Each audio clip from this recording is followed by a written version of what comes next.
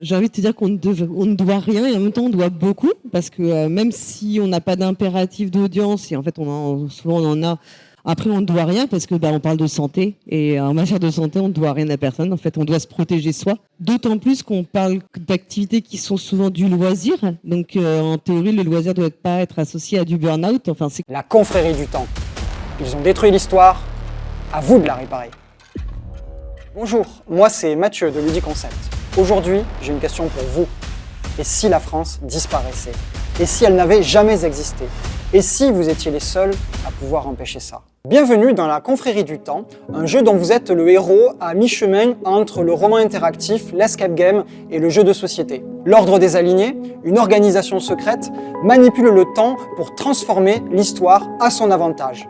Leur but, prendre le contrôle du présent. Votre mission, rétablir le cours de l'histoire en résolvant les dystopies que les alignés s'efforcent de créer. Pour cela, vous serez aidé par Albert Robida, un célèbre inventeur génial, et sa Temporalis Machina.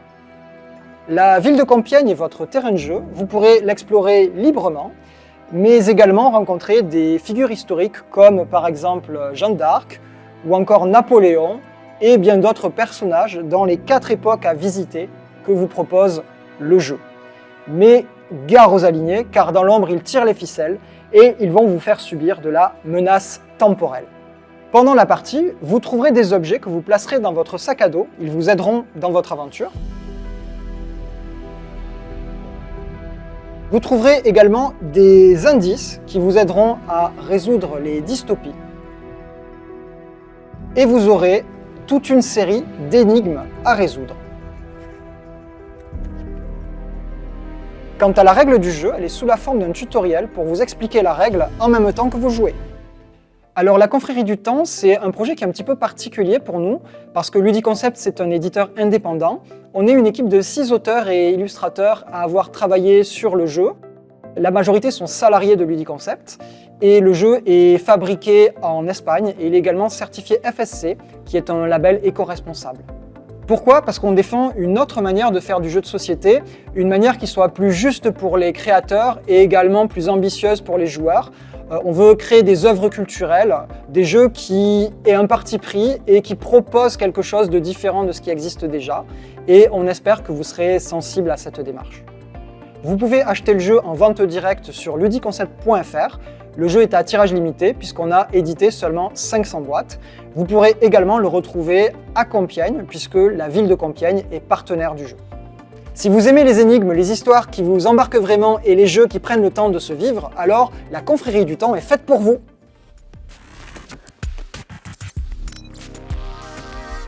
Bonjour à toutes et à tous. Bonjour Monsieur Fall et bonjour Paul Gara. bonjour. Et bonjour. C'est la dernière table ronde de la journée et c'est peut-être celle qui est un peu la moins abordée en général dans le monde du jeu. C'est la création de contenu et la santé mentale. J'ai volontairement appelé ça le coût invisible de la passion parce que je vais d'abord rappeler donc Paul Gara qui est celle qui est derrière le point de Paul Gara. Membre du jury Lydie McGee, cofondatrice de l'association Safe in Games qui vient en aide aux personnes qui victimes de VSS ou en tout cas qui sert de point d'écoute dans le secteur. Et puis on a Monsieur Fall qui je pense est peut-être très connu mais peut-être un peu moins, je ne sais pas, qui est le premier, alors moi j'aime bien dire c'est le premier influenceur ludique qui a été donc le premier à avoir le média le plus important du monde du jeu, qui a contribué à faire pendant plus de 20 ans la pluie et le beau temps dans le monde du jeu en termes de visibilisation du loisir ludique et même d'entremetteurs, on pourrait dire. Ce qui va nous amener peut-être à ces premières choses. Et je vais tout de suite rentrer un peu dans quelque chose qui est passé il n'y a pas longtemps. C'est un YouTuber qui s'appelle Etrigan et qui a mis en pause sa chaîne. Donc je ne vais pas rentrer dans le détail de ce qu'il a dit, même si c'est public, mais voilà, il a fait comme bon nombre de personnes ce qu'on peut appeler un burn-out, quoi, ou un burn-out créatif. Mais ce qui m'a intéressé, c'est qu'il s'est beaucoup excusé auprès de sa communauté. S'excuser de prendre une pause, de s'éloigner. Et j'ai envie de commencer par ça, en fait. Est-ce qu'on est obligé de s'excuser? Qu'est-ce qu'on doit à sa communauté, aux gens à qui on s'exprime, selon vous? En fait, j'ai envie de te dire qu'on ne doit rien et en même temps on doit beaucoup, parce que même si on n'a pas d'impératif d'audience, et en fait souvent on en a, on fait quand même les contenus pour être entendu. Enfin, voilà, on peut toujours dire qu'on s'en fiche de qui écoute ou pas, mais en réalité, on a quand même envie qu'il y ait un relais et un écho, et c'est forcément les personnes qui t'écoutent qui permettent d'avoir ce relais et cet écho. Après, on ne doit rien parce que on parle de santé, et en matière de santé, on ne doit rien à personne. En fait, on doit se protéger soi. D'autant plus qu'on parle d'activités qui sont souvent du loisir. Donc, en théorie, le loisir ne doit pas être associé à du burn-out. Enfin, c'est quand même un terme qui nous vient du monde professionnel, où on n'est que dans de la contrainte, où on fait les choses par obligation. Et même si parfois on essaye de nous expliquer qu'on travaille pour l'estime et la gloire, on travaille quand même avant tout pour un revenu. Donc, c'est assez paradoxal d'en arriver à avoir une activité qui génère les mêmes types de traumatismes, les mêmes souffrances que ce qu'on retrouve dans le monde du travail, alors que on n'a pas du tout les caractéristiques du travail, on a les caractéristiques plutôt de la passion, du loisir, donc des activités qu'on fait librement, de notre propre volonté, sans en principe en retirer quoi que ce soit. Ce qui n'est pas le cas de M. Fall, qui était pour le coup un vrai travail. Oui, moi quand je suis parti, je ne me suis pas excusé, par contre. C'est très compliqué là de s'exprimer sur ce jeune homme qui lui s'excuse. D'abord, je ne sais pas ce qu'il faisait, je ne sais pas quel était le sens de ses excuses, de quoi il s'excuse. Je pense qu'il y a autant de situations que de personnalités. Il s'excuse peut-être de laisser les gens dans l'attente de quelque chose qui ne viendra pas. En parallèle, j'y pense là parce qu'on évoque le gars qui arrête de fournir du contenu sur la chaîne où je parle de vélo. À la fin, il y a un panneau qui dit systématiquement « Je reviens, peut-être ». Voilà. De base, je préviens les gens que peut-être il n'y aura plus de contenu. Parce que c'est pas qu'on doit quelque chose aux gens, c'est qu'il y a parfois un lien parasocial qui se met en place, et que pour certaines personnes, c'est peut-être dur de le rompre comme ça, clairement, parce qu'il y a des gens qui ont besoin de cette relation, donc peut-être que par précaution, mais là, il faut connaître un peu son public et son audience. S'excuser peut être utile, bon, peut-être aussi bon pour la personne, parce que ça va déclencher quelque chose. Tu l'as dit, on est avec le burn-out, etc., dans le risque de la maladie, donc c'est très compliqué. D'une part, la maladie, et de savoir comment on réagit tous par rapport à sa maladie ou à celle des autres. Après, je dirais, on parle d'obligation, est-ce que c'est obligatoire? Moi, les obligations, ça m'a toujours emmerdé. Donc, je dirais non, on n'est pas obligé. En fait, tu fais ce qui est bon pour toi, dans la mesure du respect des autres. Et là, je pense que dans l'excuse, alors, j'extrapole, je le dis, je ne sais pas. Il y a peut-être cette relation-là qui se met en place. Mais c'est ce que je peux dire sur l'excuse. C'est compliqué. Effectivement, moi, quand je suis parti de Tric Trac, je ne me suis pas excusé. Mais c'était un travail. Je laissais quelque chose en place. J'avais prévenu, j'avais pris soin. Je me suis un peu exprimé après, quand je suis parti, pour expliquer à des gens qui ne comprenaient pas pourquoi je partais, mais toujours pour des raisons parasociales, on va dire. Parce qu'en vérité, on fait ça pour soi et pour les autres. Quand c'est un métier, il y a l'argent qui tombe parce qu'on est soumis à ce besoin d'avoir un salaire pour payer son loyer et sa nourriture. Mais en vérité, c'est la relation avec les autres qui est importante. Et c'est là où j'en viens, c'est que du coup, toi, tu as consacré, alors pas 11 ans entièrement de ta vie, mais tu as produit un documentaire, justement, qui parle de santé mentale. Donc, il y a un documentaire sur un proche, un ami, qui est Frédéric Henry. Et justement, dont le sujet que tu as choisi d'angler, c'est sur la santé mentale. En fait, au départ, le sujet, c'était Frédéric Henry en tant qu'auteur. Et c'était pour moi un personnage attachant, intéressant, à bien des niveaux et des égards, avec comme excuse le fait qu'il était auteur de jeu, qu'il allait travailler sur une façon de financer les jeux qui n'existait pas ou qui apparaissait. Donc en fait, en vérité, moi, c'est la personne qui m'intéressait. Mais tu dis aux gens, enfin, je suis pas un sociologue, j'ai trouvé là un moyen de m'intéresser à la personne, donc il me fallait un support. C'était Kickstarter. Et au fur et à mesure que ça s'est mis en place, moi, je pense pas à la santé mentale. C'est pas un truc que... peut-être parce que je me souviens, on n'en parlait pas, dans ma génération, on n'en parlait pas.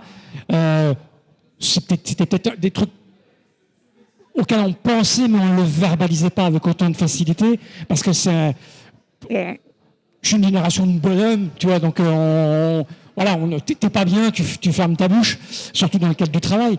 Mais j'ai toujours été attiré par les fêlures et ces choses-là. Mais c'était pas un axe de travail. C'est quand j'ai vu les dégâts que faisait le forum, les remarques, l'investissement personnel, un investissement dans une industrie avec des problématiques industrielles, de rendement, de marketing et l'investissement humain que ça représentait, que j'ai décidé d'arrêter d'abord. Voilà, d'arrêter de faire ce reportage. Qu'effectivement, je l'ai commencé il y a 11 ans. J'ai suivi Fred Henry dans ce développement de Kickstarter, mais j'ai mis un arrêt parce que je voyais qu'il souffrait. Et je refusais de participer à la souffrance de cette personne. Mais à aucun moment, je me suis dit, je vais faire un truc sur la charge mentale ou ce que tu veux. Enfin, tu l'appelles comme tu veux, le burn-out ou autre. Mais je savais qu'à un moment donné, j'allais refaire quelque chose si j'estimais que Fred Henry était prêt ou quelque chose de positif se passait. Et effectivement, j'ai axé sur la charge mentale parce que ça m'a paru très intéressant, au-delà du très intéressant, à tous les niveaux, pas seulement au niveau du jeu, mais au niveau du monde dans lequel on vit. Ce qui se passait sur le forum de Triclac, c'était les prémices de ce que subissent les influenceurs, influenceuses, etc., les agressions permanentes. Je voyais bien qu'il se passait quelque chose de très difficile. Et à un moment donné, je me dis, c'est un axe intéressant qui va intéresser beaucoup de gens. Et on est dans l'humain pur. Et c'est pour ça que j'ai axé ça là-dessus, essentiellement. Parce que c'est ce qui me semblait le plus intéressant. Voilà, point barre. Oui, et d'ailleurs, c'est ce que tu dis, quoi, la violence en ligne, le sarcasme permanent, la polarisation pour ou contre. Est-ce que toi, justement, Paul Gara, on l'a déjà un peu abordé ce matin dans une autre table ronde, mais c'est quelque chose qui, toi, peut t'atteindre ou t'as déjà atteint personnellement? On est toujours sur ce registre de la santé mentale, de prendre du recul par rapport aux réactions des gens. On te dira toujours de prendre du recul, mais c'est quelque chose qui est évidemment toujours très facile à dire, et on sait très bien qu'on prend toujours les commentaires négatifs de façon beaucoup plus violente, même si un commentaire positif et un compliment fait plaisir. En fait, on est beaucoup plus affecté et on en tire beaucoup plus de conséquences sur soi-même des commentaires négatifs. Ce serait mentir que de dire que ça n'affecte pas, parce que c'est violent, parce qu'on n'y est pas préparé, parce qu'on a des sentiments d'incompréhension souvent, on a l'impression qu'on a été mal compris dans ce qu'on a fait. Forcément, on a tendance à trouver que c'est injustifié, et c'est aussi normal, même si parfois certaines critiques sont totalement justifiées. Après, la grosse différence, je dirais pas que ça ne m'atteint pas parce que c'est faux. Simplement, moi, j'ai une autre vie à côté, à plein d'égards, qui me permettent que c'est très limité ça n'occupe pas 100% de ma vie. Donc, j'imagine que quand effectivement tu es média dans le secteur du jeu ou influenceur, influenceuse, et que c'est ton activité professionnelle, que c'est tout ton cadre de vie, effectivement, les critiques, elles vont polluer toute ta sphère, en fait. Alors que, évidemment, si tu as d'autres activités par ailleurs, une autre vie, d'autres choses, ça reste, un peu plus facile de cloisonner. Après, je ne dirais pas que ça n'affecte pas, mais ça dépend vraiment aussi, je pense, des cas particuliers.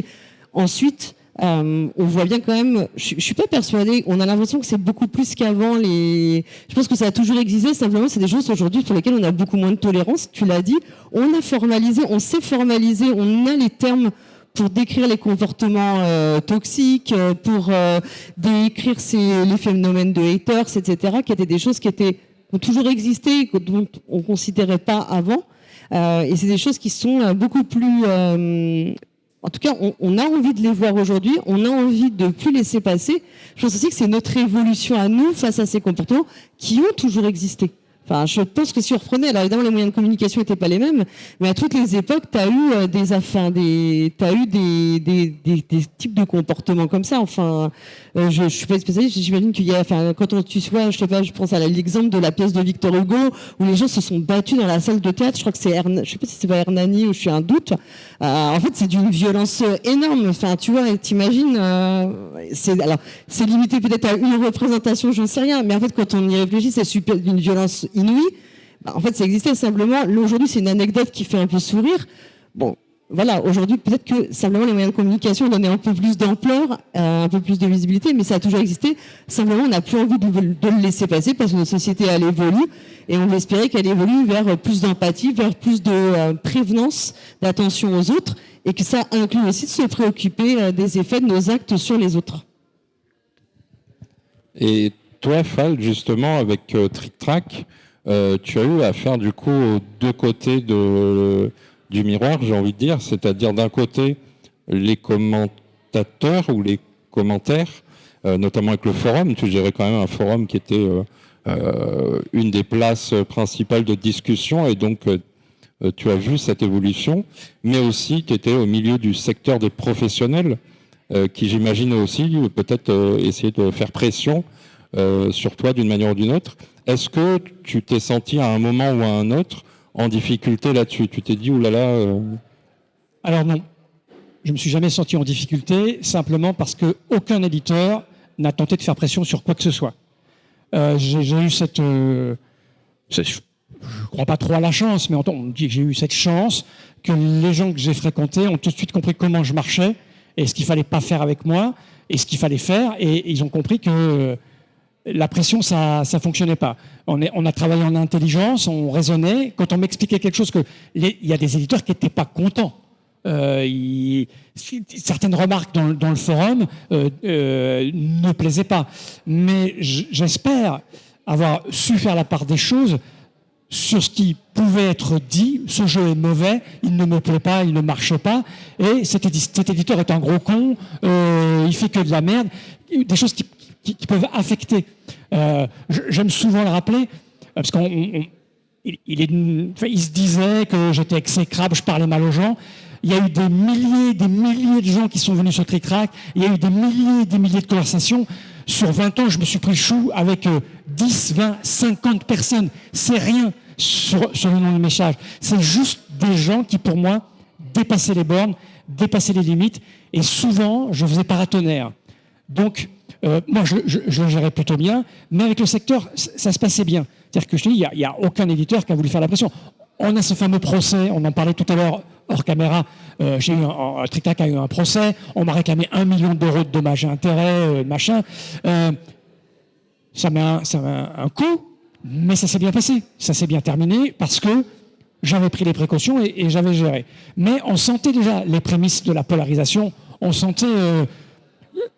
comme tu le disais justement, ça a toujours existé, c'est le propre de la nature humaine et c'est multiplié dans un secteur où tu as besoin de résonance, quand tu as une passion, quand tu as un hobby pas qui t'obsède, mais dans lequel tu t'incorpores et t'existes. Il y a des moments, tu te confrontes pour exister.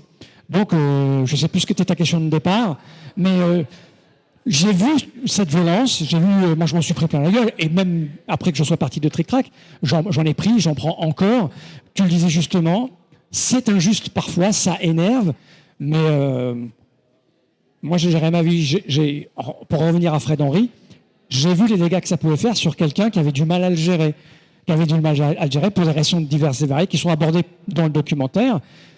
Mais ça, c'est l'empathie, c'est exactement ce que tu disais. Il y a besoin d'empathie, il y a besoin tout en paradoxalement étant dans un système où on balaie l'empathie d'un revers de main, on est agressif instantanément, on discute plus. C'est très compliqué. C'est très compliqué. Mais la charge. J'aime pas trop le terme de charge mentale, parce que j'ai jamais considéré ça comme une charge mentale, mais il y a bien des moments où j'en ai eu marre. Ça a fait aussi partie du fait que je veuille m'en aller du secteur et de Trick Track. Parce que je polarisais, parce que on m'accordait une importance que je refusais, que je ne voulais pas avoir. Tout ce que j'ai entendu dire à propos du jury du jeu de l'année, où c'est moi qui décidais, ça m'agaçait, ça me faisait de la peine pour les autres. Et partir, c'était une façon de me soulager de ça et de soulager mes camarades.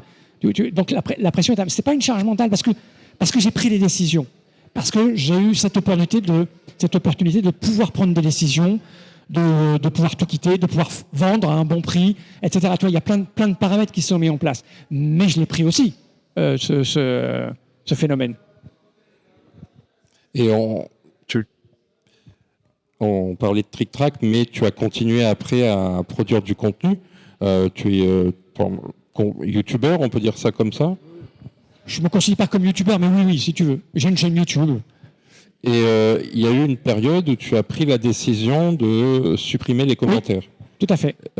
Pour quelle raison? Tu peux nous expliquer Parce que j'ai analysé et j'ai remarqué que, surtout sur des questions un peu délicates, dans le monde du vélo, il y en a beaucoup. Très rapidement, ça tournait au pugilat, les gens t'expliquaient la vie, comprenaient de travers, et j'avais pas envie de répondre, j'avais pas besoin de répondre. Sur Trick Track, c'était mon travail. Quand quelqu'un venait dire quelque chose qui me semblait injuste, qui me semblait faux, qui me semblait violent, j'intervenais, c'était mon travail. C'était mon gagne-pain, comme on dit. Voilà, c'était ma tâche, je le faisais, et je ne pouvais pas laisser dire des choses sans tenter de rectifier, sans ouvrir le débat. J'ai très, très, très peu censuré sur Trick Track. Tout pouvait être dit. Juste, je venais et je secouais. Dans le YouTube du vélo, je m'en fous. Je dois rien à personne. Si un mec vient être agressif, si je suis dans une humeur où j'ai envie de rigoler, je vais me prendre le gars, je vais le démonter comme à la grande époque. Mais il y a un moment, j'avais plus la tête à ça. J'ai plus envie de répondre à des questions idiotes ou des remarques idiotes. Typiquement, hein, t'as un vélo à 15 000 balles, n'importe quoi, mais je m'en fous, je fais ce que je veux de mon pognon, en fait. Qu'est-ce que tu connais de ma vie? J'ai pas de voiture, je dépense rien. Cette chemise, tu regardes des vidéos de Trick Track, je l'avais il y a 20 ans. Donc j'ai le droit de faire ce que je veux de mon pognon. Tu le dis une fois, deux fois, t'arrêtes. T'arrêtes de le dire. Donc j'ai coupé parce que, en vérité, je me suis rendu compte que la plupart des messages ne servaient à rien et que les gens qui voulaient te dire des choses gentilles trouvaient toujours le moyen de te les dire. Par message privé, sur les salons, les festivals, ils viennent te voir. Donc, ça ne sert à rien. J'ai un peu changé, j'ai remis les commentaires là, sur YouTube, mais je les modère avant, parce que j'en ai pas énormément. Ce que je fais, c'est que je les ouvre pendant 24 à 48 heures pour laisser les gens s'exprimer, parce qu'il y a des gens, ils ont besoin de dire des choses gentilles. Donc, je les laisse dire leurs choses gentilles. Quand je vois que tout ce qui est gentil a été dit, il y a de temps en temps un truc con, je le vire, je le laisse même plus. Des fois, je réponds. Et au bout de 48 heures, je referme. Parce que ça ne sert à rien. Voilà, ça ne sert à rien. En fait, à t'écouter, ça rejoint un peu, je pense, ce que je disais aussi peut-être ce matin dans la table ronde, c'est qu'en fait, c'est la liberté qui est le meilleur rempart à ce genre de choses. C'est-à-dire toujours de se sentir libre, de faire les choses comme on a envie de les faire et de ne pas penser qu'on doit forcément se conformer à quelque chose qui serait tout tracé, comme de répondre à tous les commentaires, de laisser les commentaires, etc. Donc c'est après, chacun va avoir avec nos sensibilités ce qu'on est capable de gérer ou pas, ce qu'on a envie de gérer. Et je pense que c'est vraiment oui, c'est de la liberté, mais la liberté, elle est difficile quand même. Enfin, elle a un coût. Et... Je vais te donner une anecdote qui rejoint cette histoire de liberté. Je fais du vélo. J'ai des beaux vélos d'une grande marque, une très grande marque, qui est l'équivalent pour le monde d'Asmodée dans le monde du vélo. Je ne les ai pas contactés jamais. Ils m'ont contacté parce que j'ai acheté 3 de leurs vélos, j'ai fait des vidéos et leurs vélos sont bons. Enfin bref. Il n'y a pas très longtemps, ils ont reçu un mail de quelqu'un qui leur a écrit pour se plaindre de mes opinions politiques. Parce que j'ai émis 2-3 idées politiques, je me suis foutu de Trump. Le mec a écrit à SP pour leur dire ne faites plus appel à lui pour faire de la promotion, vous ne pouvez pas le laisser dire ça, etc., etc. Parce que le type pensait que je dépendais de SP. Il pensait que SP me payait, me rémunérait pour parler du vélo. T'imagines jusqu'où va le vice de certaines personnes et la stupidité, parce que si tu regardes mes vidéos, c'est évident que SP m'aime bien, il m'envoie des cadeaux, je le dis, je t'ai entendu parler souvent de trucs commerciaux, je le mets tout le temps moi. Même s'il n'y a pas de je dis commerce. La pression, là, si moi c'était mon gagne-pain, t'imagines ce que je perds en liberté si jamais SP me donnait 1000, 2000, 3000 euros par mois pour faire la promo, etc. Le type écrit pour me couper mon salaire Comment tu le gères, ça? Ça veut dire que tu fermes ta bouche, tu dis plus rien. Enfin, c'est terrible, en fait. Et je suis heureux de vraiment être libre à ce niveau-là. C'est vraiment la vraie liberté. Et du coup, qu'est-ce qui empêche peut-être certaines personnes de parler, de s'exprimer en tant que média? Est-ce que c'est cette peur du jugement, cette peur de perdre? Toi, on parlait de dire quand ça va pas, ou de dire des choses qui ne vont pas. Notamment, on parlait de pression, mais aussi des choses peut-être, parce que c'est vrai qu'on a tendance à penser ou à dire que le monde du jeu, c'est un peu, pas le monde des bisounours, mais qu'il y a de la convivialité, que c'est un milieu sympa, etc. Et pourtant, on se rend compte que c'est de plus en plus dur de dire que tout n'est pas rose non plus, qu'il y a des choses difficiles. D'abord, c'est parce que si le secteur et tu le disais, Trick Track a longtemps été quasi seul, en tout cas, avait vraiment une centrale, et aujourd'hui, on a une plus grande pluralité d'acteurs et d'actrices.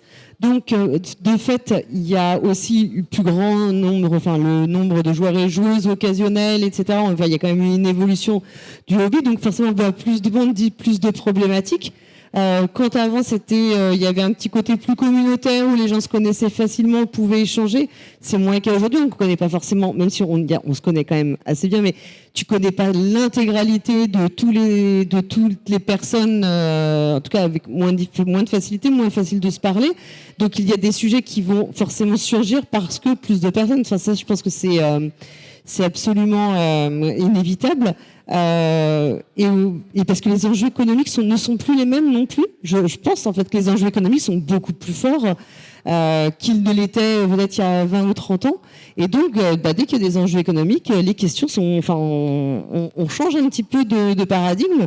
Et puis, moi, je suis aussi frappée, c'est du nombre de personnes qui, au départ, arrivent très enthousiastes, font ça par passion et ont ce petit côté, vous êtes désenchantés.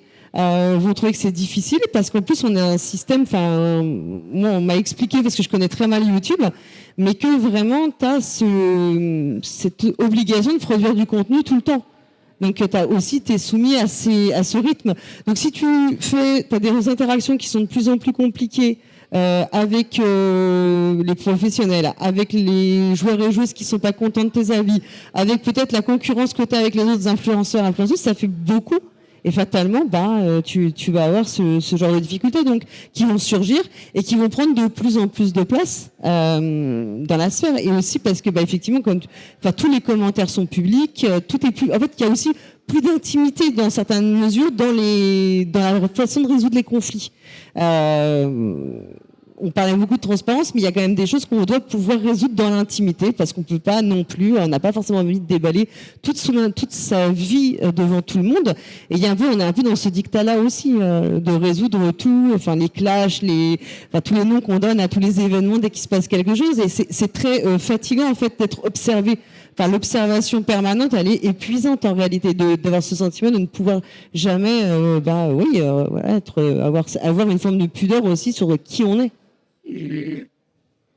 Oui, surtout qu'on est dans l'ère du name and shame, qui est très utilisé par exemple par le gouvernement, puisque si on prend la répression des fraudes, et notamment au niveau de l'influence commerciale, c'est ce qu'ils utilisent. Ils utilisent les condamnations, les amendes qu'ils donnent, ou je ne sais plus comment on appelle ça quand on te met juste un avertissement, et ils les font apparaître sur les réseaux des personnes, où eux, ils ont leur propre réseau pour communiquer dessus, pour dire, voilà, cette personne s'est mal comportée, etc. Pour justement que ça atteigne leur communauté aussi, etc. Donc on est en fait dans ce monde où c'est plus fort, je pense, ou plus facile de nommer les personnes avec qui tu es en conflit, plutôt que de le résoudre dans l'intimité. Parce que ça oblige la personne aussi à participer au conflit, alors que peut-être que dans l'intimité, il ne te répondrait pas et tu resterais finalement sur ta frustration. J'ai une autre anecdote au tout début de Trick Track. Je me souviens, je m'étais pris le chou avec un mec dans le forum, mais pendant 15 jours, en 2001, au tout début, pendant 15 jours, je me prends le chou avec un gars. Et je me retrouve sur un festival. et je le vois. Il me parle, et là, je me dis, mais dans la vraie vie, la discussion, elle aurait duré 30 secondes. Je lui aurais dit, ah ouais, t'as raison, excuse-moi, je dois y aller parce que j'ai un rendez-vous. Et c'était terminé. Sauf que sur les réseaux, t'as pas ça. T'es chez toi, l'autre il est chez lui, et chez toi t'as pas tort. Donc, tu argumentes, et effectivement, ça monte très vite.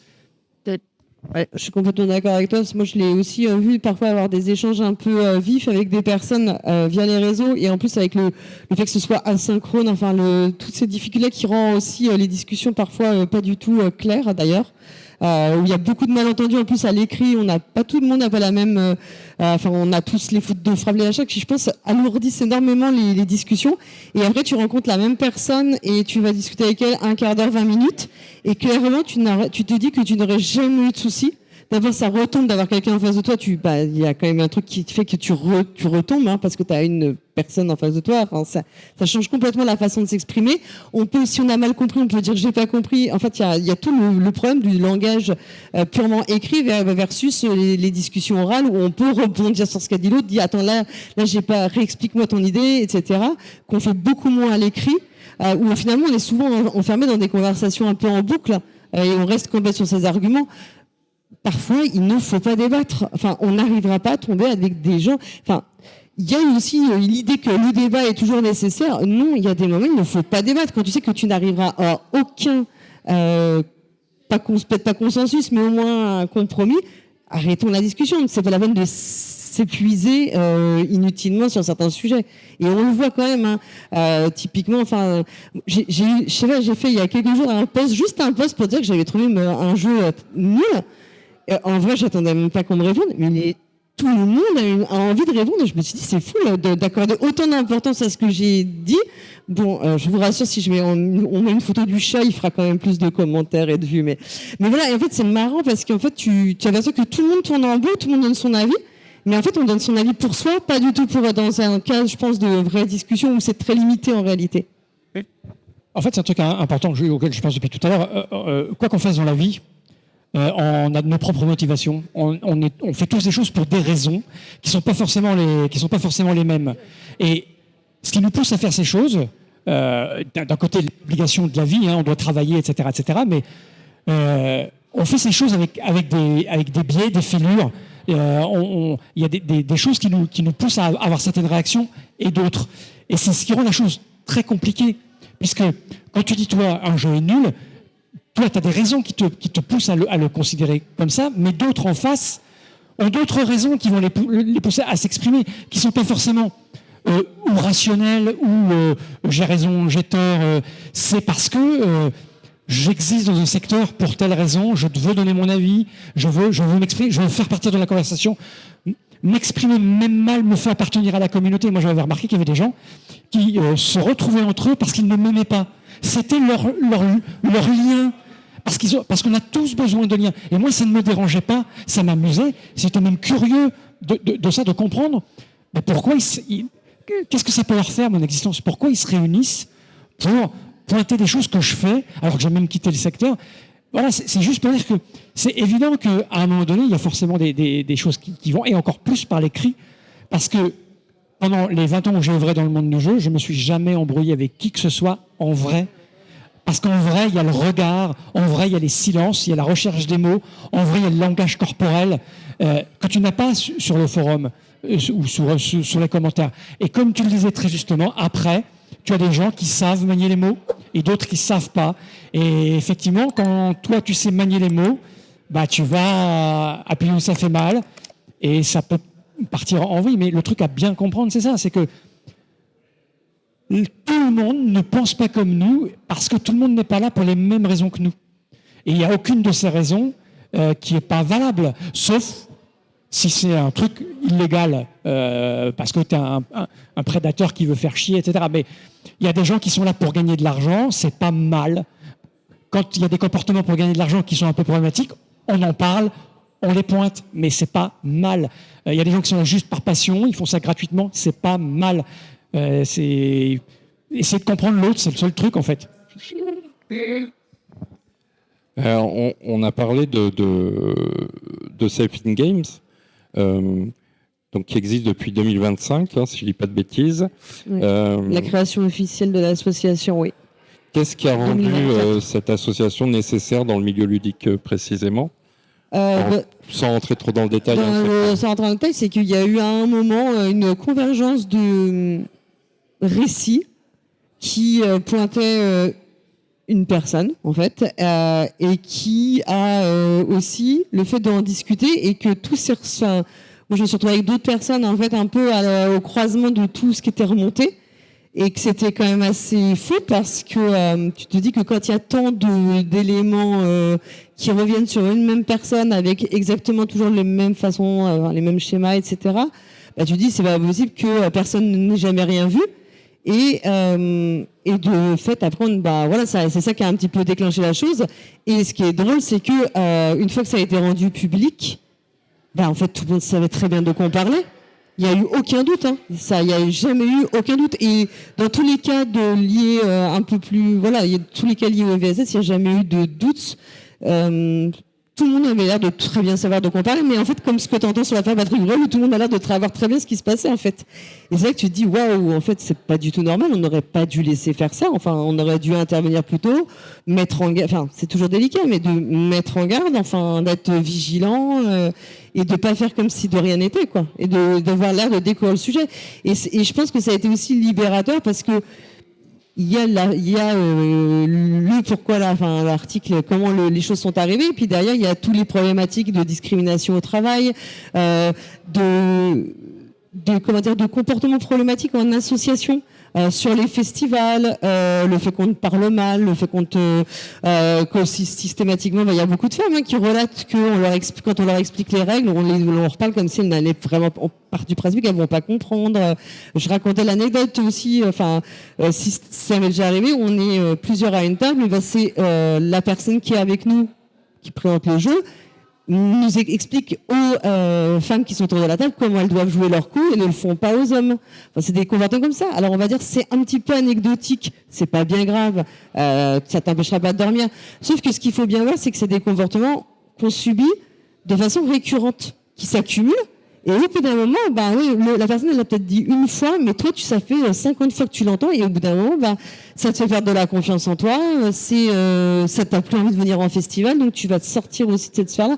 Donc c'est un peu tout ça. En fait, même les comportements, ce qu'on appelle le sexisme, ordinaire, même les comportements paternalistes, de façon cumulée, c'est anxiogène. Et d'autant plus si toi-même tu as déjà vécu des choses traumatisantes et que pour plein de raisons t'es pas super assertive pour te dire j'en ai rien à foutre et tant pis ça passe au-dessus, ça ne fait que venir aggraver d'autres choses, quoi.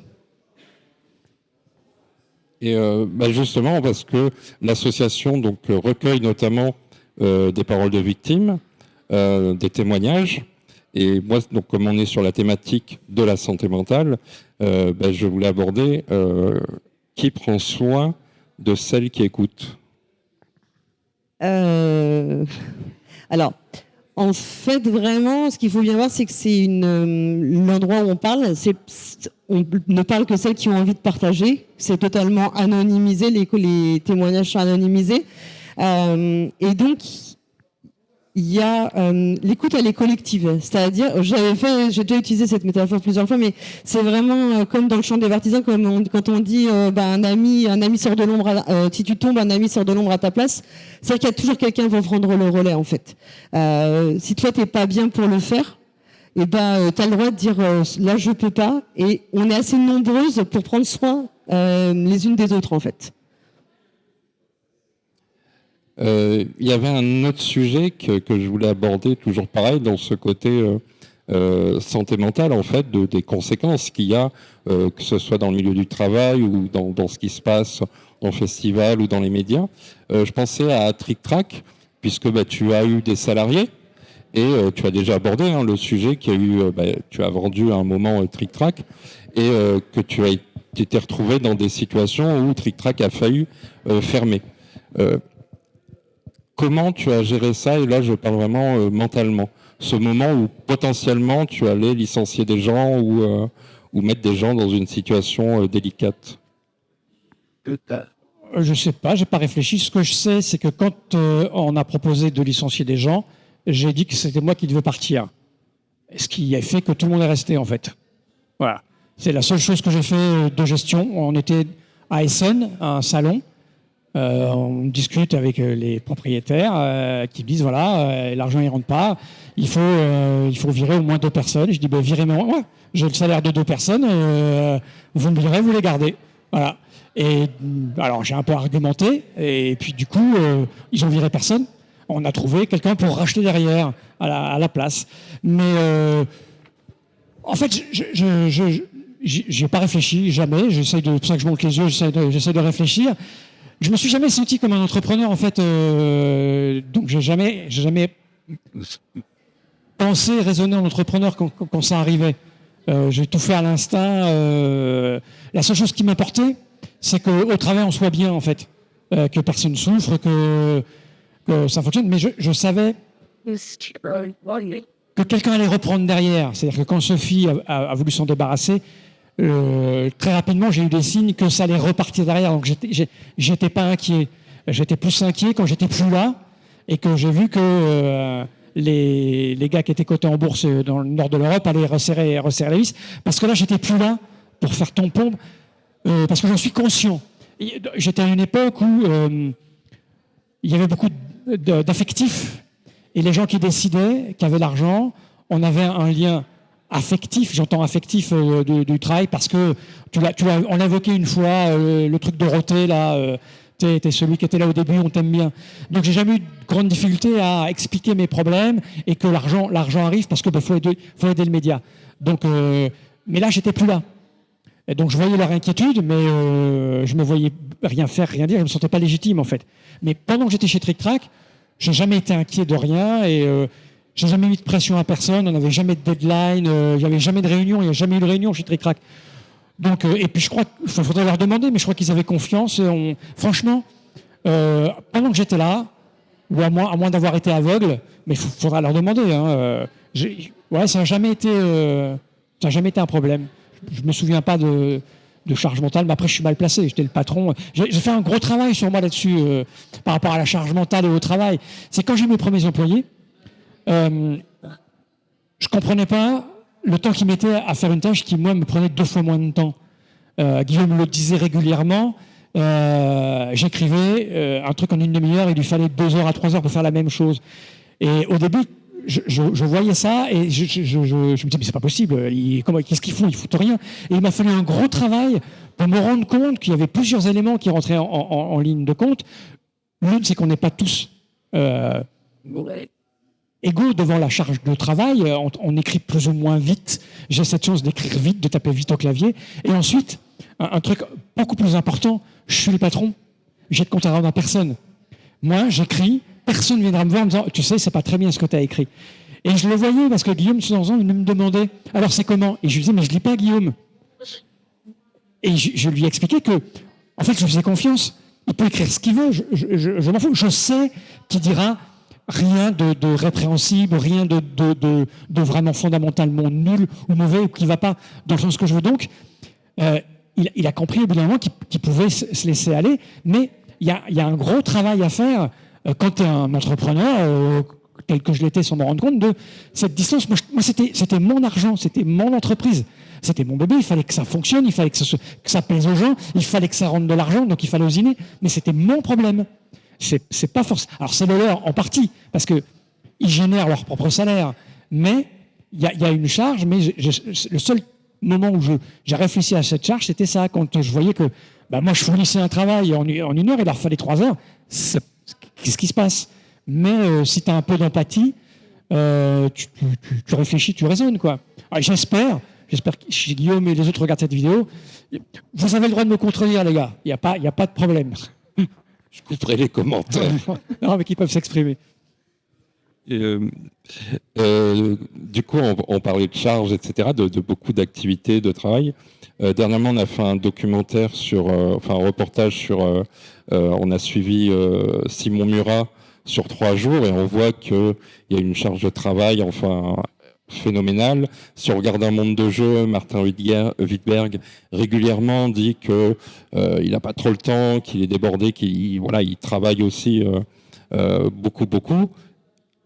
Paul Gara qui publie énormément, qui est dans des festivals, qui fait le tour du monde, oui. ludique. Oui.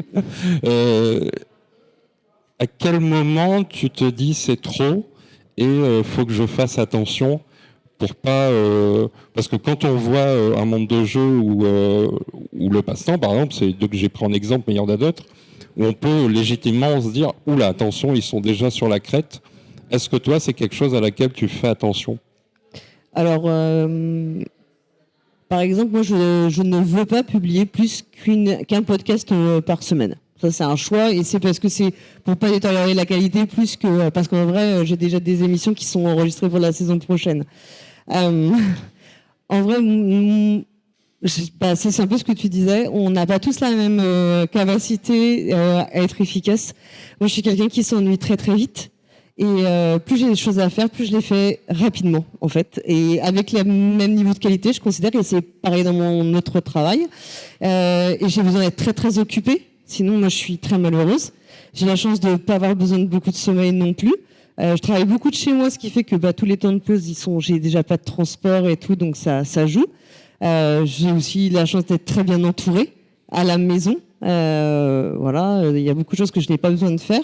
Et aussi par les gens qui m'aident avec le podcast, parce que j'ai quand même quelqu'un qui fait toute la partie montage et production à mort. J'en profite pour le remercier 1000 fois, parce qu'en plus, il fait un travail de super qualité. Donc moi, je me sens jamais... Moi, je pourrais encore faire 50 trucs. Non, mais en vrai, moi, on me dit toujours, fais un truc. Ah, moi, je suis toujours partante. Ah, ben, si ça vraiment, ça ne me plaît pas dans le fond. Mais je dis pas que j'ai pas de limite, mais je me sens pas surmenée du tout.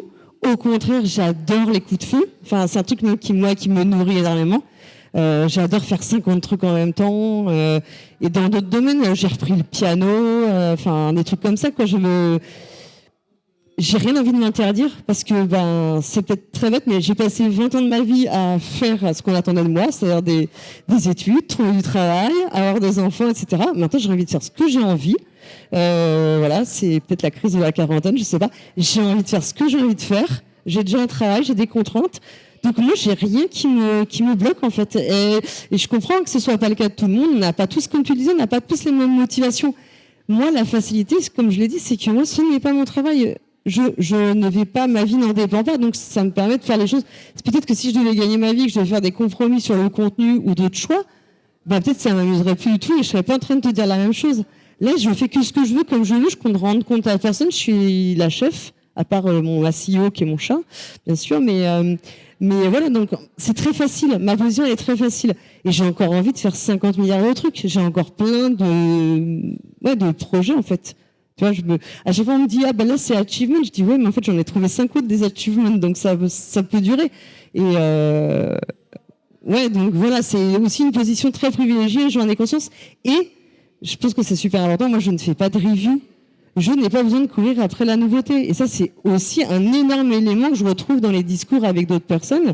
C'est comme elles sont harassées par le rythme des sorties. C'est qui est vraiment, je pense... Alors, je dis pas qu'on doit interdire la créativité, on avait la discussion tout à l'heure en off, mais pour ceux qui font le suivi, je sens bien que c'est un vrai sujet, en fait. J'ai pas grand-chose à rajouter, moi je suis d'accord avec toi, ça dépend des gens, de ce qu'on fait et pour quelle raison. Mais tu pourrais très bien nous en parler aussi, parce qu'il y a beaucoup de gens qui se mettent une charge parce qu'ils cherchent l'audience. La charge de l'audience, elle est super importante, surtout que tu ne contrôles pas les algorithmes. C'est pas toi qui décides. Et produire, se tuer à la tâche, mais fournir, réfléchir, passer du temps à... Et si on voit pas de résultats, de gens qui regardent ou de gens qui commentent, ça peut aussi être douloureux. Je crois qu'un des plus gros problèmes avec les réseaux sociaux et les enfants, c'est le manque de réaction aux posts. C'est-à-dire qu'il n'y a pas de like, personne t'aime. C'est très douloureux quand tu fais une photo, et puis tu n'as personne qui réagit. Donc, et effectivement, si tu viens là pour chercher des réactions et que tu n'en as pas, c'est aussi une charge. En fait, ce que j'entends quand je t'écoute moi, quand j'écoute ce que je dis, la charge, on la vire, nous. On a décidé de quelque chose et tout ce qui serait une charge, soit on s'en débarrasse, soit on l'évite, soit on la gère. Donc, est-ce qu'on est tous égaux face à cette analyse de ces charges qu'on je mets tout seul? Parce que la plupart du temps, surtout dans un secteur de loisirs comme le nôtre, c'est des charges qu'on se met tout seul. En vérité, qu'est-ce qu'on cherche? Quand on vient là, qu'est-ce qu'on cherche? Tu cherches quoi, Jérémy? Quand tu organises ça, quand tu fais tes vidéos avec Punchboard, c'est quoi ta charge, toi? Tu vas où? Un article dans la Dépêche que j'ai eu. Donc tu arrêtes demain? Tu l'as eu? Alors moi, à titre perso, ce que je recherche, mais ça, je le dis bien à titre personnel, c'est de la reconnaissance. Qu'elle soit du secteur ou d'autres. C'est de la reconnaissance sur le fait de participer à une manière de parler du jeu qui, à mon sens, n'existe pas, etc. Mais elle m'est très personnelle. Elle n'est pas forcément partagée avec les gens qui sont autour de moi. Effectivement, moi, ça peut m'impacter. Et moi, peut-être à la différence, et c'est peut-être un des autres volets du sujet, c'est que j'ai une maladie mentale. Donc, je ne suis pas quelqu'un qui pourrait être impacté par ce que les gens disent ou autre. Et je n'ai pas cette recherche, par exemple, du nombre de vues, parce que je connais bien le fonctionnement de YouTube. Pareil, tout à l'heure, on parlait de ces fausses vérités qui circulent et qui mettent la pression à des gens. On parlait par exemple, de publier régulièrement. Bon, ben ça, on sait que c'est faux. Nous, on publie pas régulièrement et ça ne nous empêche pas que quand une bonne vidéo, en tout cas une vidéo qui a un sujet fort ou qui va intéresser, elle va faire beaucoup de vues. Typiquement, Simon Murat, beaucoup de vues. Peu importe si pendant 6 mois, on n'a pas fait de vidéo. Donc, c'est pas la régularité. On le voit d'ailleurs sur les grandes chaînes YouTube qui explosent. Des fois, certains font une vidéo par an. Donc, c'est pas cette régularité, c'est une fausse condition que certains se mettent. Pourquoi on dit ça alors? Enfin, qui fait courir cette légende urbaine? Parce qu'à une époque, c'était vrai, okay. C'était le rendez-vous. Il fallait créer un rendez-vous pour que les gens viennent, puisqu'on l'a dit, en fait, ce sont pas... Il n'y a pas un algorithme qui décide quelle vidéo est bonne ou mauvaise. Ce sont des algorithmes, ce sont nous. On est chacun l'algorithme de ce que chacune de nos micro-réactions va être. Je crois que c'est 3 milliards, si je ne dis pas de bêtises, que YouTube utilise. Donc 3 milliards de données, de data, pour décider qu'est-ce qu'il va nous mettre dans notre truc d'accueil, qu'est-ce qu'il va nous proposer sur le côté. Je prends toujours cet exemple, mais parce qu'il est révélateur, c'est...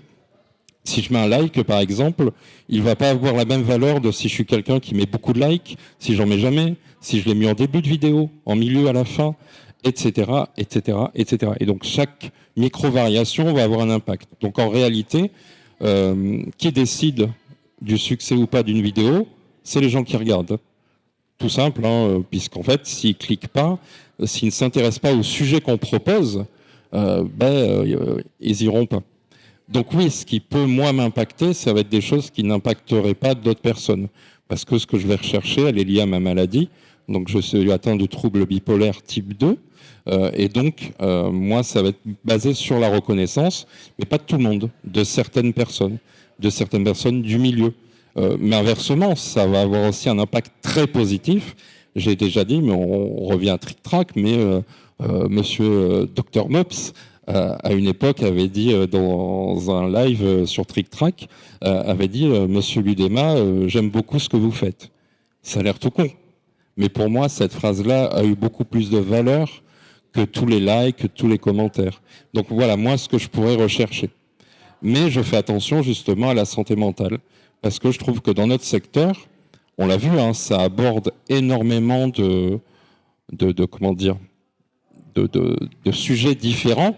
C'est-à-dire, c'est pas un sujet commun, mais c'est en fonction de si on travaille, si c'est un loisir, de la charge qu'on y met, de l'intérêt qu'on y met, de ce qu'on attend. Il n'y a pas non plus de service, j'ai envie de dire, de gens. On parlait de VSS, donc accueillir la parole, et c'est très important, et heureusement que ça existe enfin. Mais il n'y a pas encore cette prise de conscience de se dire, est-ce qu'il ne serait pas temps aussi de dire à des gens, si vous voulez en parler, si vous sentez qu'il y a quelque chose qui ne va pas, on parlait de Frédéric Henry tout à l'heure, d'avoir des gens qui disent, attention, là tu es en souffrance, est-ce qu'on ne peut pas t'aider, est-ce que tu... et ça, je pense que ça manque un peu.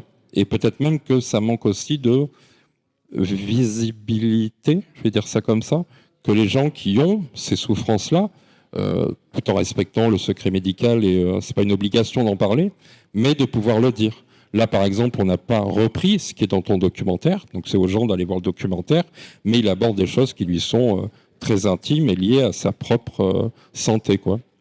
Donc voilà ce que je cherche, et je pense que voilà, chacun cherche quelque chose, mais c'est important de faire attention, de prendre soin de soi.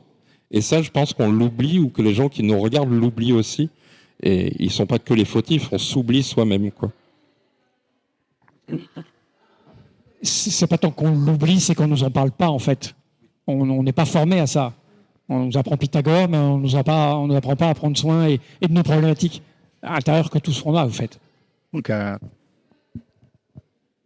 je pense qu'on a fait le tour, ou vous avez encore...